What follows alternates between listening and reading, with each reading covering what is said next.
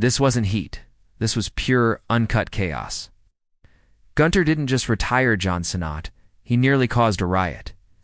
The air inside the arena, once electric with the roar of a unified WWE universe, had turned thick, heavy, and suffocating. It was punctured by a single, deafening sound, the collective gasp of an entire generation watching its hero fall for the last time. It was a sound that seemed to have a physical weight, a force that pushed Gunther back on his heels, his chest tightening as if the very atmosphere had turned against him. He stood over the prone, unmoving body of John Cena, the man who for 2 decades had been the bedrock of an industry, a pillar of heroism, man who had just tapped out for the first and final time in his legendary career. The referee, his face a mask of utter disbelief, raised Gunther's hand, but the gesture felt hollow, a perfunctory motion in a world that had suddenly been knocked off its axis. The boos that followed were not the traditional chorus of disapproval for a conquering villain. This was something else entirely. It was guttural, venomous, a raw, unfiltered wave of grief and rage crashing down from the rafters. This was the sound of childhood's ending, of a faith being irrevocably shattered. Gunther scanned the sea of faces, a blur of contorted expressions, middle fingers and eyes filled with genuine tears. For the first time in his career, as the unshakable ring general, he felt a tremor of actual fear. This wasn't the satisfying symphony of a villain's triumph. It was the dissonant, hateful roar of a mob on the brink. A lone water bottle arced through the air, landing just shy of the ring, a harbinger of the storm. Then another, and another. The commentary team, usually masters of weaving narratives of triumph and tragedy, were utterly silent, their headsets picking up nothing but the cacophony of a world breaking. This story needed no commentary. It had written itself in the devastation left in the ring and the heartbreak in the stands. The air crackled with a tension that was more than just theatrical. It was terrifyingly real, it was palpable, and it was turning violent. Backstage, the silence was somehow even more deafening. The usual post-match clamor of backslaps and good match sentiments was gone, replaced by a tense, almost funereal quiet. Crew members, grips, and fellow superstars averted their gaze as Gunther, now flanked by a phalanx of stone-faced security guards, made his way through the labyrinthine corridors.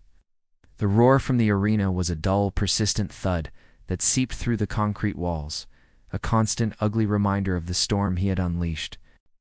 Triple H, his face etched with a complex mixture of concern and something unreadable, met him at the entrance to the locker room. There were no words of praise, no celebratory handshake, just a curt, firm nod and a simple command: "Get in. Stay here." The locker room, usually a sanctuary of shared camaraderie and adrenaline, felt like a cage. His ring gear, a tangible symbol of the victory that now felt more like a career-defining curse, lay discarded in a corner like evidence from a crime scene.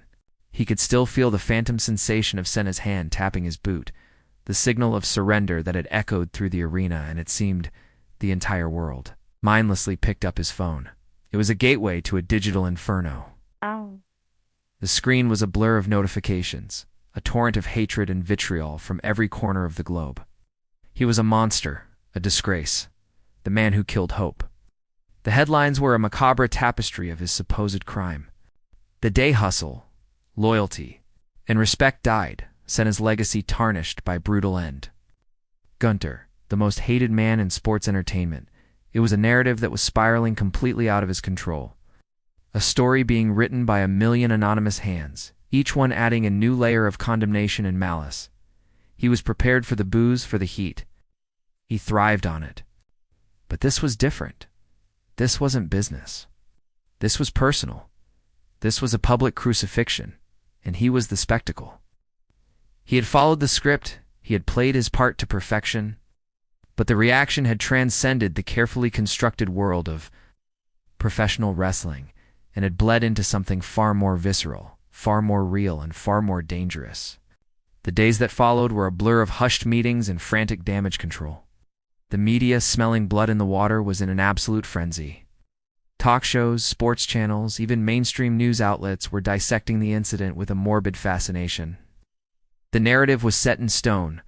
Gunther, the unfeeling European brute, had not just defeated a hero. He had broken him, and in doing so had exposed the raw emotional core of a fan base that had for so long been dismissed as just consumers of a scripted drama. The pressure from the front office was immense, a palpable weight in every room he entered.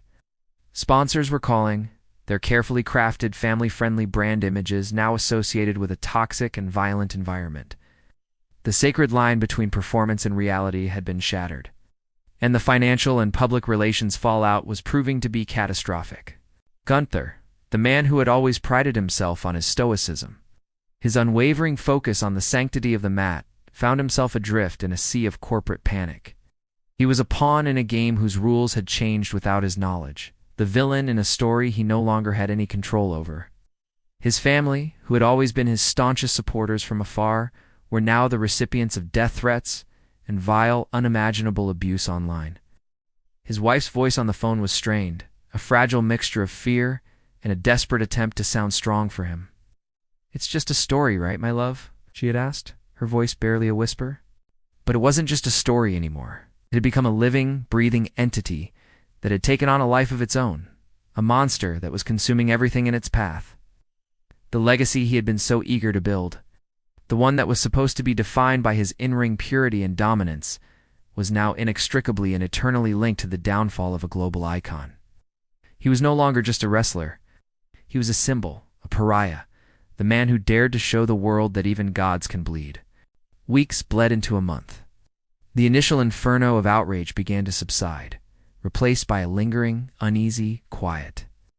The WWE machine, ever the master of recalibrating its narrative, had moved on, building new rivalries and anointing new stars. But for Gunther, the silence was more deafening than the loudest roar he had ever heard. He was in a self-imposed exile, his days a monotonous cycle of brutal training and stark solitude. The gym, once his sanctuary, now felt like a prison. The weights, which had once been a measure of his superior strength, now felt like a penance, a constant reminder of the legacy he now carried. He found himself watching old tapes of Cena, not for strategy, but for something else. Watched the man he was tasked to retire, and a strange, unfamiliar sense of empathy began to wash over him. He saw the genuine, unscripted joy in Cena's eyes as he interacted with the Make-A-Wish kids. He heard the passion in his voice during promos that inspired millions. He began to truly understand what he had taken away, just from the fans, but from the man himself. He started noticing the subtle things he had been blind to before. The way Cena would always be the last to leave the arena, signing every autograph. The way he carried himself with a humility that completely defied his global superstar status. Cena wasn't just a character. He was a man who had joyfully dedicated his entire adult life to a dream that Gunther had been the instrument to end. Guilt, a feeling he had long ago dismissed as a weakness, began to creep in. It was a slow, insidious poison seeping into the very core of his being. He had been so laser-focused on the victory, on the glory of being the man, that he had completely failed to see the human cost. He had become the monster they all accused him of being, not because of his actions in the ring, but because of his cold inability to see beyond the performance. He had shattered a hero, and in the process, he was beginning to realize he may have shattered a part of himself. The call came on a quiet Tuesday afternoon. It was a number he didn't recognize, but a gut feeling compelled him to answer. The voice on the other end was instantly familiar, yet different. It was stripped of its usual bravado, its larger-than-life, booming persona. It was John Cena. The conversation was brief, almost stilted, but it was a conversation that would change everything. There was no anger in his voice, no resentment, just a simple, direct request. "I need to see you." They met in a small, out-of-the-way diner hours later, a place where they weren't icons or villains. They were just two men, stripped of their characters, their armor, their legacies. Cena looked older, tired, but there was a serenity in his eyes that Gunther had never seen before. He spoke of the suffocating weight of his own legacy, of the impossible pressure to always be the hero. The man who never gives up, the man who always kicks out at 2. Then he confessed the truth. The tap out, the moment that had sent shockwaves through the entire wrestling world and incited a near riot, had been his idea, was his demand. It was his final, desperate act of defiance against the character that had defined and confined him for 2 decades. Needed to be human again, Cena said, his voice thick with an emotion Gunther had never heard from him. I needed to lose, and you. Us. You were the only one believable enough to do it. You were the only one who could set me free. In that single moment, Gunther finally understood. The chaos, the hatred, the vitriol had all been a part of a larger, more profound story. A story of a man's journey to reclaim his own identity from the myth he created. The riot hadn't been a riot against Gunther, the man. It was a riot against the end of an era, a collective. Primal scream of grief for a hero who had finally, after all these years, been allowed to be beautifully, tragically human. As they sat in the quiet of the diner, 2 men who had been on opposite sides of a manufactured war, a new understanding dawned. The story wasn't about a villain and a hero. It was about 2 men, each trapped in their own way, searching for a truth that lay beyond the roar of the crowd. The legacy of that night was not one of hatred, but of a strange, unexpected, and profound kin.